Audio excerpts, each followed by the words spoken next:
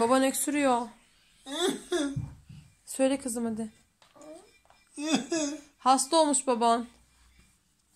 Hadi muayene et onu. Doktor hanım hadi.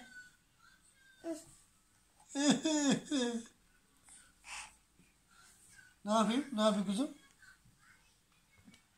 Öksürün mü? Ne yapayım? Mama, çözü aç.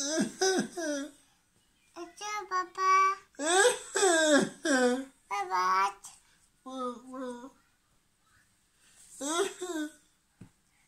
İçiyor baba. Baba aç. Nefes alacağım.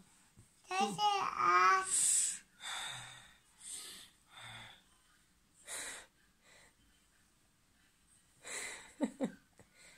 Bir aletle her şeye bakılıyor.